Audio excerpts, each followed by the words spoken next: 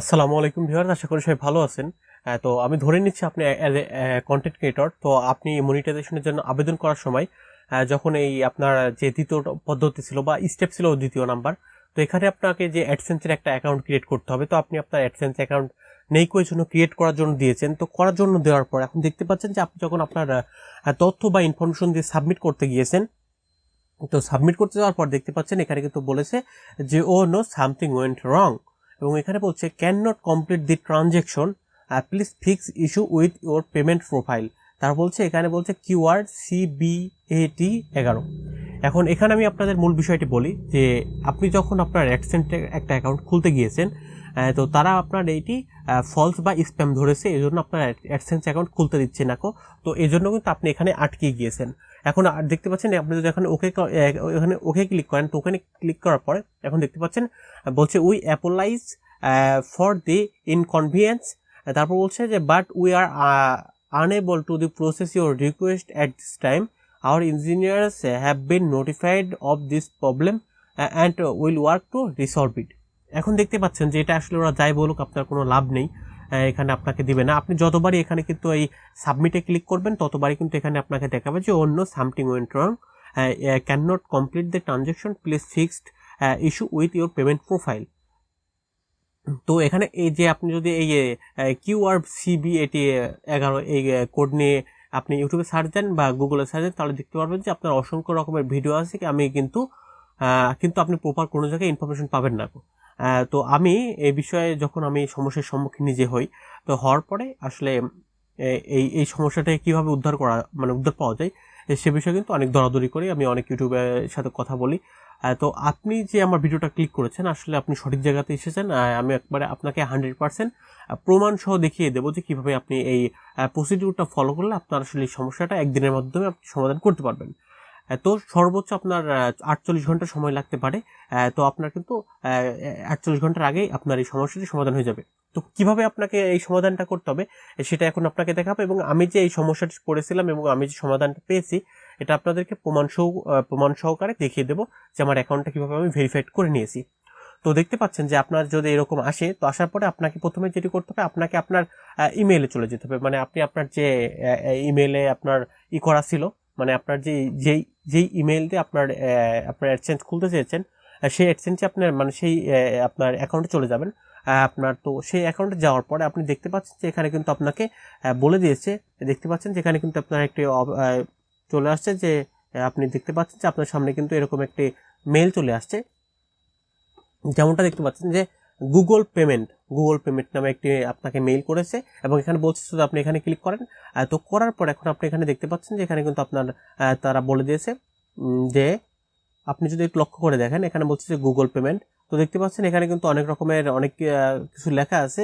তো লেখা থাকার পর এখন বলছে যে আপনার কিন্তু এটা আপনার অ্যাকাউন্টটা খুলতে গেলে এই ধরনের সমস্যা হয়ে থাকে। তো হওয়ার পর এখন দেখতে পাচ্ছেন এখন আপনাকে এখানে বলছে যে দেখতে পাচ্ছেন এখানে কিন্তু আমি আপনাদের মার্কিং করে দিয়েছি, বলছে যে প্লিজ কমপ্লিট দিস ফর্ম। মানে এখানে আপনাকে একটি ফর্ম দিয়েছে, সেই ফর্মটা কিন্তু আপনাকে সাবমিট করতে হবে। তো আপনি এখন যেটি করবেন, আপনি এই ফর্মে ক্লিক করবেন। তো ফর্মে ক্লিক করার পর এখন দেখতে পাচ্ছেন যে ভেরিফাই ইওর অ্যাকাউন্ট। তো ভিউয়ার্স, সেই লিঙ্কে যদি আপনি ক্লিক করেন, তো করার পর দেখতে পাচ্ছেন যে আপনার সামনে ঠিক এরকম একটি ইন্টারফেস চলে আসবে, যেমনটা দেখতে পাচ্ছেন এখানে বলছে ভেরিফাই ইওর অ্যাকাউন্ট। এখন এখানে বলছে যে verify your account, we are unable to verify some information. আপনার তথ্যগুলো তারা ভেরিফাই করতে পারেনি, তারা সন্দেহ মনে করছে, এই জন্য আপনার অ্যাকাউন্টটা টেম্পোরারি সাসপেন্ড করে দিয়েছে এবং আপনাকে তারা অ্যাকাউন্টটা ভেরিফাই করতে বলছে। তো ভেরিফাই আসলে কীভাবে করবেন, এখন এখানে বলছে যে আপনি যদি একটু লক্ষ্য করে দেখেন, এখানে বলছে যে আপনার আসলে দুইটা ইনফরমেশন লাগবে। এখন এখানে বলছে যে আপনার গভর্নমেন্ট ইস্যুকৃত আপনাকে এখানে আইডি কার্ড দিতে হবে। তারপর দেখতে পাচ্ছি এখানে বলছে সেই ডকুমেন্টগুলো হতে পারে আপনার এনআইডি কার্ড, এবং বলছে যে এখানে আপনার ব্যাংক স্টেটমেন্ট হতে পারে, ইউটিলিটি বিলের কাগজ হতে পারে। মানে এক কথায় আপনি যে ডকুমেন্টটা সাবমিট করবেন সেই ডকুমেন্টের জন্য আপনার নাম এবং আপনার ঠিকানাটা, মানে আপনি যে ঠিকানাটা দিয়েছেন সেই ঠিকানার সাথে মিল থাকে। এটা হচ্ছে আপনার মূল বিষয়। মানে আপনি যে অ্যাডসেন্স অ্যাকাউন্ট ক্রিয়েট করার সময় আপনি যে ইনফরমেশনগুলো দিয়েছেন সেই ইনফরমেশনগুলো যেন এই কার্ডে থাকে, আর কার্ডটা কিন্তু অবশ্যই ভ্যালিড হতে হবে। এখন তারপর বলছে যে এখানে বলছে যে আপনি সাবমিশন করার পর এখানে বলছে যে আপনার সাবমিট ইওর ডকুমেন্ট, তারপর তারা ভেরিফাই চেক করবে, তারা চেক করে যদি মনে হয় তারা কিন্তু আপনাকে ইমেলের মাধ্যমে জানিয়ে দিবে। তো তারপর দেখতে পাচ্ছেন যে এখন এখানে যদি আপনি একটু লক্ষ্য করে দেখেন, এখানে কিন্তু বলছে যে গুগল অ্যাডসেন্স ইনফরমেশন। তো দেখতে পাচ্ছেন এখানে কিন্তু আপনাকে অনেকগুলো ইনফরমেশন দিয়েছে। এখানে দেখতে পাচ্ছেন যে এখানে তো দেখতে পাচ্ছেন যে আপনার প্রথম যে অপশনটি রয়েছে প্রথমটি অপশনটিতে দেখতে পাচ্ছেন এখানে কিন্তু আপনাকে ফার্স্ট নেম দিতে হবে, তারপর এখানে আপনার লাস্ট নেম দিতে হবে, তারপর দেখতে পাচ্ছেন এখানে বলছে আপনার ইমেল অ্যাড্রেস দিতে হবে। তো আসলে যে আপনার যেই অ্যাকাউন্ট থেকে আপনি আপনার গুগল অ্যাডসেন্স অ্যাকাউন্ট ক্রিয়েট করতে চেয়েছেন বা করার চেষ্টা করেছেন সেই ইমেল নাম্বারটি কিন্তু এখানে দিতে হবে, ইমেল অ্যাড্রেস দিতে হবে। তারপর দেখতে পাচ্ছেন যে এখানে আরেকটি অপশন দেওয়া আছে যে নিচে, যেটা হচ্ছে আপনার এখানে বলছে যে সেকেন্ডারি ইমেলটা আপনি দিতেও পারেন নাও পারেন, এটা বাধ্যবাধকতা নাই, দিলেও হবে না দিলেও হবে। তারপর দেখতে পাচ্ছেন যে এখানে আরেকটা অপশন রয়েছে যে please select impact Google service. আসলে আপনি কোন সার্ভিসের জন্য এটা করতে যাচ্ছেন। তো আপনি এখানে জাস্ট এখানে ক্লিক করলে দেখতে পাচ্ছেন এখানে কিন্তু অনেক রকম অপশন আছে। তো দেখতে পাচ্ছেন গুগল, এখানে কিন্তু গুগল প্লে অ্যাপ আছে। তো আমি এটাকে আসলে একটু বড় করে নিই, তো একটু উঁচু করে নিলাম। তো নেওয়ার পর এখন দেখতে পাচ্ছেন যে এখানে কিন্তু অনেক রকমের অপশন রয়েছে, যে গুগল প্লে অ্যাপস মানে Google play store app, Google play developer, Google play, Google ads, Google AdSense. তো এখানে আপনাকে যেটি সিলেক্ট করতে হবে গুগল অ্যাডসেন্স। আমি আবারও মার্কিং করে আপনাদেরকে বোঝার সুবিধার্থে দিয়ে দিচ্ছি যে গুগল অ্যাডসেন্সটা আপনাকে সিলেক্ট করতে হবে। এখন দেখতে পাচ্ছেন যেখানে বলছে যে আপনার পেমেন্ট প্রোফাইল, এখন দেখতে পাচ্ছেন যে আপনার এখানে পেমেন্ট প্রোফাইল। তো আপনি আপনার গুগল অ্যাডসেন্স অ্যাকাউন্টে যখন ক্রিয়েট করবেন, মানে গুগল অ্যাডসেন্স অ্যাকাউন্টে যাওয়ার পর দেখতে পাবেন যে একটি 12 ডিজিটের একটি কোড দেওয়া থাকবে। তো কোডটা আমি আসলে দেখাতে পাচ্ছি না আমার অ্যাকাউন্টে, যেটা হচ্ছে মানে পার্সোনাল প্রাইভেসির জন্য। তো দেখতে পাচ্ছেন আপনি আপনার জাস্ট গুগল অ্যাডসেন্স অ্যাকাউন্টের মধ্যে লগ ইন করলে আপনি দেখতে পাবেন যে আপনার নামের ওখানে কিন্তু বলেছে যে প্রোফাইল আইডি, এখানে কিন্তু স্পষ্ট এরকম লেখাই থাকবে, যেমনটা আপনি এখানে দেখতে পাচ্ছেন যে প্রোফাইল আইডি। তো এরকম কিন্তু লেখাই থাকবে প্রোফাইল আইডি 12 ডিজিটের। তো সেই নাম্বারটি এখানে আপনি দিয়ে দিবেন। তো দিয়ে দেওয়ার পর এখন এই দেখতে পাচ্ছেন যে এখানে কিন্তু বলেছে যে গভর্নমেন্ট ইস্যুকৃত আইডি কোনগুলো হতে পারে বা কোনগুলো ভ্যালিড হতে পারে। তো এখানে বলছে যে দেখতে পাচ্ছেন যে upload an image of your document, মানে গভর্নমেন্ট ইস্যুকৃত document, please your phone camera or scan to a created JPG or PDF or মানে পিডিএফ অফ ইউর আইডি। মানে এখানে বলছে আপনার জেপিজি অথবা পিডিএফ দিতে পারবেন, স্ক্যানও কপি হতে পারে, সেক্ষেত্রে আপনারা কিন্তু মোবাইলে ছবি তুলে দিতে পারবেন।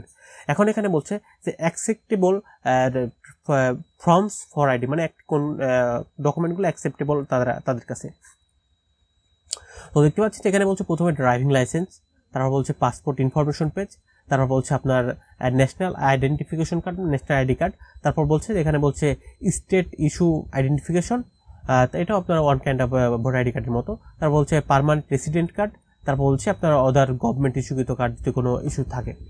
তারপর দেখতে পাচ্ছেন যে এখানে কিন্তু আরও কিছু ইনফরমেশন আপনাকে দিয়ে দিয়েছে যে for quick resolution make your ID submission, মানে এখানে আপনাকে কিছু শর্ত দিয়ে দিয়েছে। দেখতে পাচ্ছেন এখানে বলছে যে আপনার ছবির যেন 4টা কর্নারই ভালো করে বোঝা যায়। তারপর বলছে যে আপনার ফার্স্ট নেম লাস্ট নেমের যে আপনি অ্যাডসেন্সের যে নামগুলো দিয়েছেন সেই নামগুলোর সাথে যেন এটা মিল থাকে। তারপর আপনার ডেট অফ বার্থ যেন মিল থাকে। তারপর আপনার আইডি এক্সপায়ার ডেট, যদি আপনার আইডি কার্ডের এক্সপায়ার ডেট পার হয়ে যায় সেক্ষেত্রে কিন্তু মানে আগামী 30 দিন যেন মেয়াদ থাকে, এরকম একটা আইডি কার্ড আপনাকে এখানে সাবমিট করতে হবে। তারপর দেখতে পাচ্ছেন যে এখানে বলছে the government authority issue ID card হতে হবে এবং হচ্ছে ইওর সিগনেচার, মানে আপনার সই বা স্বাক্ষর থাকতে হবে সেখানে। তারপর বলতেছে এখানে বলতেছে we can not accept document, যদি আপনি ফ্ল্যাশ ক্যামেরা দিয়ে কোনো কিছু করেন তাহলে কিন্তু তারা ডকুমেন্টটা অ্যাকসেপ্ট করবে না। এবং তারপর বলছে যে আপনার যদি এখানে এক্সপায়ার ডেটটা 30 দিনের কম হয়ে থাকে তারাও কিন্তু সেটা অ্যাকসেপ্ট করবে না। এবং বলছে this ID card not a school of college ID card, মানে আপনার স্কুল কলেজের আইডি কার্ড কিন্তু এখানে ভ্যালিডিটি পাবে না। তারপরে দেখতে পাচ্ছেন এখানে কিন্তু আপলোডের নিচে অপশন দিয়ে দিয়েছে, আপনি একটু লক্ষ্য করেন নিচে এসে। এখন দেখতে পাচ্ছেন যেখানে কিন্তু বলছে যে আপলোড অফ ইমেজ, দেখতে পাচ্ছেন এই যে আপনারা এখানে ইমেজটা আপলোড করতে বলছে। তো আপনি যদি এখানে জাস্ট এখানে চুজ ফাইলে করেন, তো এখানে চুজ ফাইলে করার পর দেখতে পাচ্ছেন যে আপনার কিন্তু এখানে এই চুজ ফাইলে করলে দেখতে পাচ্ছেন যে আপনার কিন্তু এটা ফাইল ম্যানেজারে চলে যাবে। তো আপনি কিন্তু এখান থেকে চাইলে এখান থেকে সিলেক্ট করতে পারবেন আপনার পিডিএফ ফাইলটি।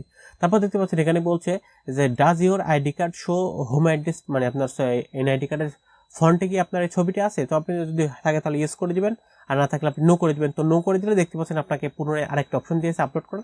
তো আপনি এখানে ইয়েস করে আপনি দেখতে পাচ্ছেন যে আপনার যদি মানে আপনার আইডি কার্ডে যদি আপনার ঠিকানাটা পিছনে দেওয়া থাকে তো আপনাকে এটা করতে হবে। তো আপনি এখান থেকে পুনরায় ফাইলটি সিলেক্ট করে দিবেন। করে দেওয়ার পর আপনি এখন যেটি করতে হবে, আপনাকে এখন সাবমিটে ক্লিক করতে হবে।